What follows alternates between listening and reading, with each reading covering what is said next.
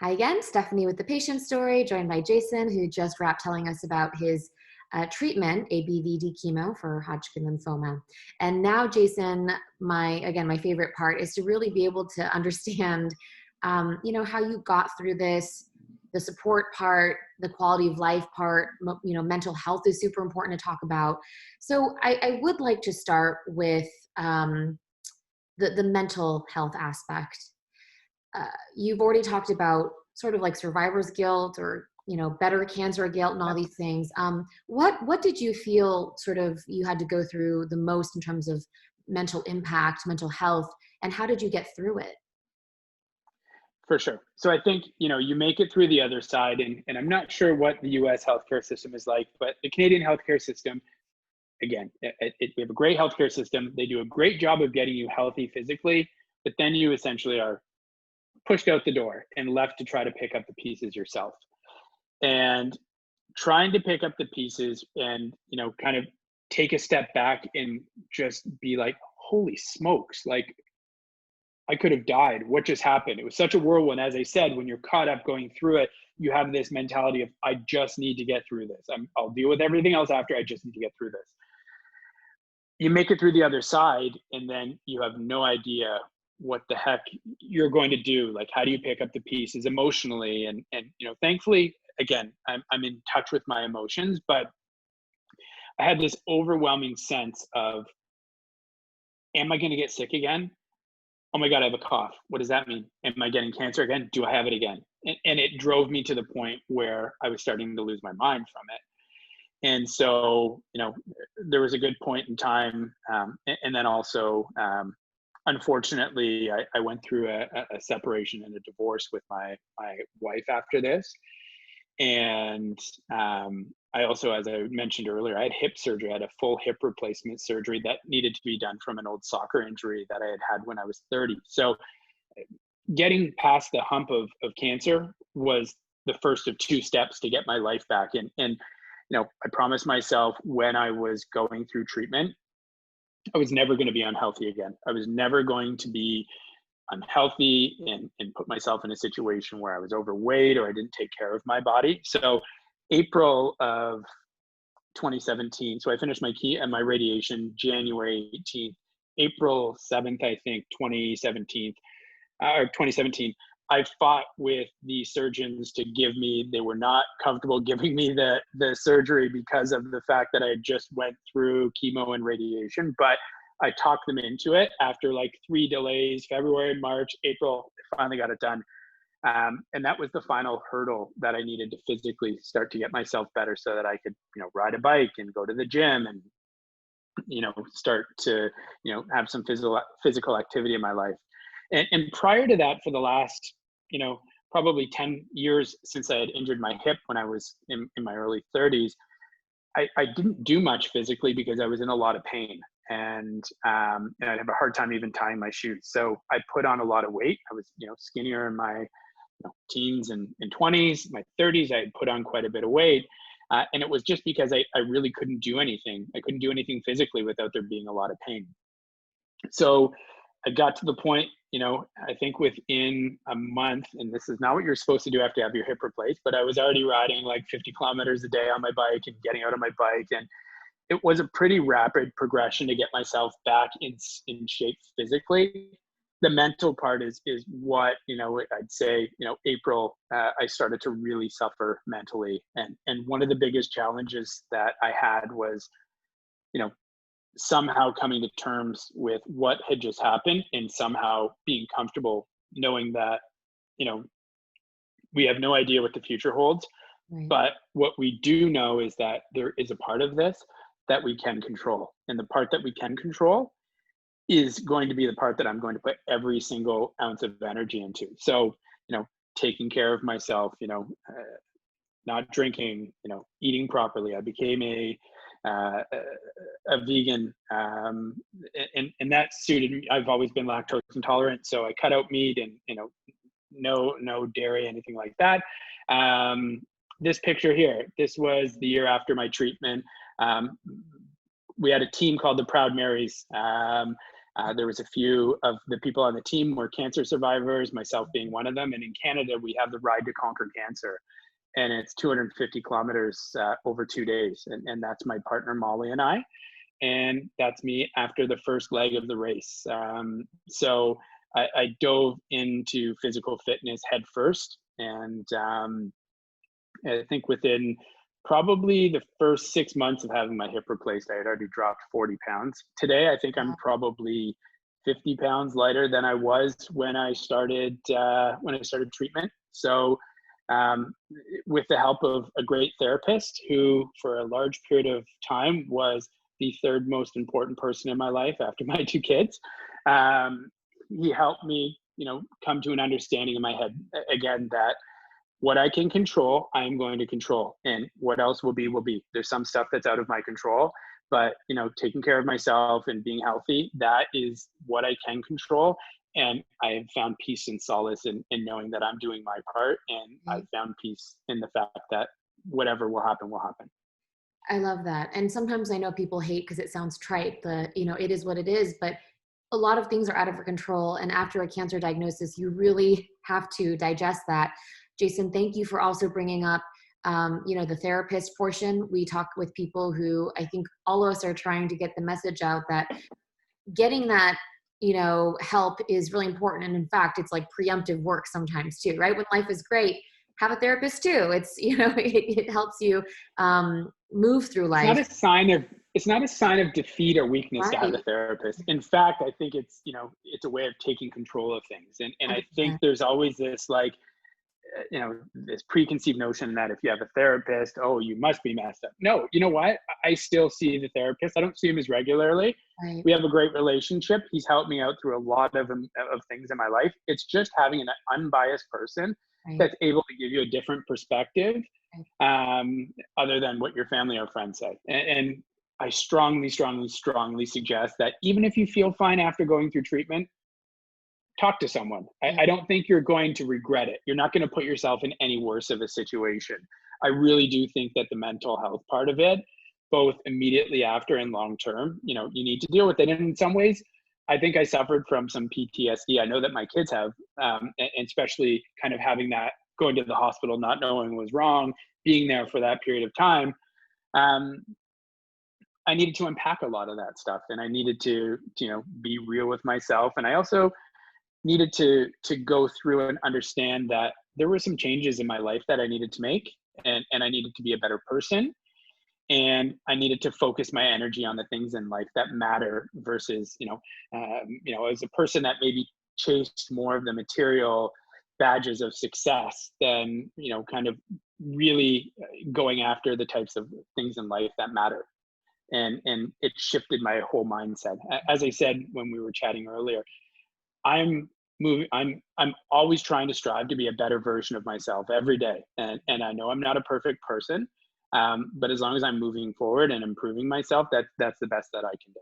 Absolutely. I mean, we're constant works in progress Yeah. of progress. Yeah. And it sounds like, I think you reached a point where you understood how you could feel like you could, in your words, take more control of your life again. And for you, that was physical health, physical fitness. Mm-hmm. You've dropped 50 pounds. That's amazing. I think that's inspirational and very admirable. I've never ridden a bike like that ever. And I know for other people, it's something else. It could be a shift in career. I know for you, it was reprioritizing too, maybe the workaholic portion. For some others, it's drawing boundaries, who's good in your life, who's not. And actually on that note, you had mentioned, and I think this is a really important topic, is cancer's sort of impact on relationships, both direct and indirect. And I know for you, you said you had a wife when you were diagnosed, and this sort of experience shed some light. Would you mind sharing some of that for us? Sure. I think, for the longest time, there was a general sense of unhappiness on both of our sides, but also this understanding or expectation that this is just the way it is. And I think a lot of people stay unhappy in relationships longer than they should, and they're not doing themselves or that person or the children in that relationship really they're doing him a disservice by being there, and it's unfortunate that my relationship didn't make it through the other side of this. um, we are in a great spot, and we do an awesome job co-parenting our children. We're each have our children 1 week on, 1 week off. It works well. Not going to say there were not some bumps in the road, but I'd like to say that we're in a good spot now, and there's a good understanding. And she was supportive while I went through treatment, and I'm always grateful for that. She's a mother of my children. I think being, a cancer survivor and coming through the other side, my priorities changed and what I needed changed. So I don't hold her accountable for that. I realized that what I needed and my expectations changed.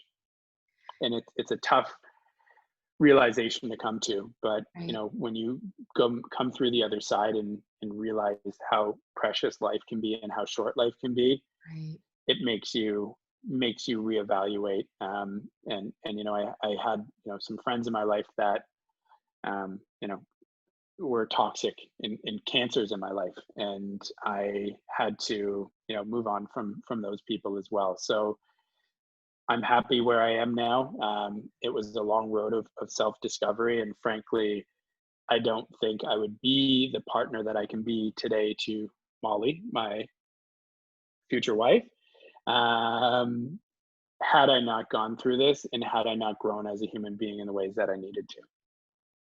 It's really powerful, actually. And you have basically, I mean, it's almost like checking all the boxes in terms of the sort of shift for you. It's been really fundamental in clearing out other parts of your life that maybe weren't necessary, maybe even toxic, and now bringing in and welcoming all this positive energy and the health, mental and physical. And Molly, who sounds like an incredible partner. And I know you at least have, even though different cancers, a shared experience in being a cancer patient, Agreed. which so I'm really happy for the both of you. And that picture is wonderful too, that we had shown earlier.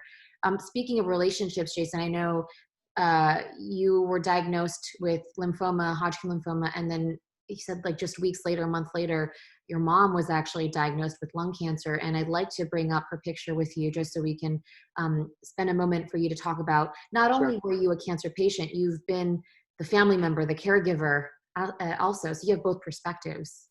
Sure. Would you like to reflect on, I guess, both perspectives?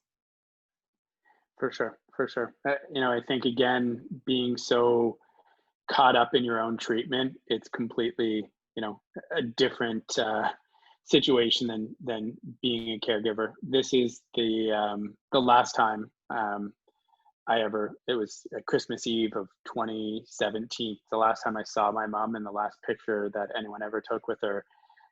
She was not given the same positive diagnosis. That's my son Dax in the back, and this is at a family Christmas. And she knew that she was on the way out, but she fought until the very end. It's crazy to be going through this and then also watch your mother go through this, and it's my mom, dad, sister, and I. So 2 of 4 in an immediate family are going through the fight of their life together. And yeah it, yeah this is a heartbreaking picture for me to look at. It still makes me tear up thinking about it. It was seeing her. I had not seen her for probably a month when I saw her at our cousin's Christmas. And when I saw her in this picture, I knew that was probably one of the last times I'd see her. And a month later, she had died. Moves so quickly. How are you? Just, I don't want to have to, um, make you think about all these things again too much. But what were you able? How were you able to move, I guess, past it, or move through it, process the grief, even as you were I going? I I, Yeah. I carry a lot of guilt with my mom, just simply from the point of view that I got better and had to focus on, taking care of my kids and taking care of myself and taking care of my family and the stuff I was going through. So as much as I was around my mom, I wasn't around her as much as I feel like I should have been. And I don't think she held that against me. She appreciated, what I was going through as well. And I can imagine my mom to the very end was more worried about me than she was worried about herself. That's just her kind of caring, disposition of a human being. And even at my mom's funeral, my mom was just a very big personality and had tons of friends. And at my mom's funeral, my dad and I joked. I said, "There's 8 different women here that would be upset to find that they weren't my mom's best friend." She was that type of person. She loved everyone, and she was a great person. And yeah, listen, it's hard not to find someone that's been impacted by cancer, unfortunately. She was 61 when she passed. Had a lot of life to live still ahead of her. And yeah. Sounds like she was larger than life. I mean, I love that description of these women. They'd be upset if she wasn't like, that's my BFF. And I think it's a total tribute to her, to say that's how you live life. Is to be that person who's so loved. So thank you for sharing that with us, Jason. I know that wasn't easy. Thank you. The last question I have, and then it's open to you, but I'm going to bring up the photo sort of before, after. I teased it earlier. You already talked about your physical health, your mental health. Is there any sort of last message you have for people? And I'm going to bring this up, to help them understand, getting through to the other side and what helped you most. Anything you'd like to share? For sure. Yeah, this is as you can see, I do collect tattoos, and every one of these has a meaning for me. The message that I can share is, while you're caught up in it, it seems like it's never going to come through the other side. And you obviously have all these fears and all these concerns, but what I just want to say is that it does get better. And life does get better. And if there's any positive that comes through this, I think it will make you a kinder, gentler person who appreciates the things in life that matter versus, the things in life that you thought mattered before you went through this. I don't think it's possible for you to physically go through this without coming through the other side a better person, maybe a more kind of kinder person.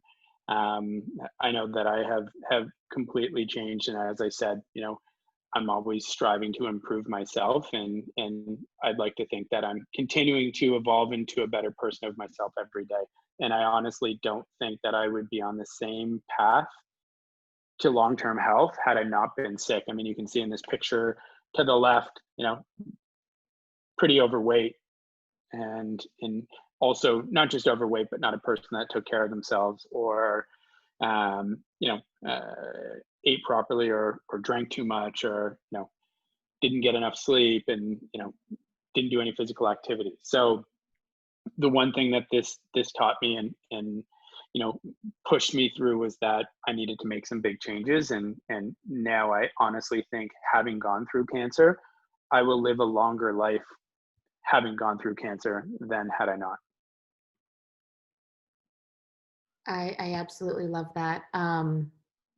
Great, reminder of the journey that you've gone through, and it's not easy work, but it's really good work.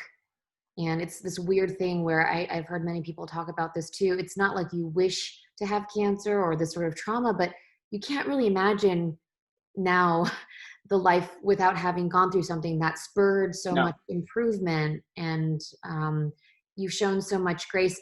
Jason, do you have any other thing? Did we miss anything you'd like to talk about? No, I appreciate being able to share my story. I really find that if anyone can take any positive words away from this, and can maybe, take anything that I've learned and put it into their lives and improve their lives, then that's awesome. I have no doubt that people will be impacted by your story. And Jason's full story is not only going to be on the video, for YouTube, but we have the full story at thepatientstory.com. And Jason, I really want to thank you again for spending so much time. It flew by for me, and I really feel like I got to know you and just appreciate your voice. And we're so glad we're able to spotlight it. So thank you so much. Thank you. Thank you.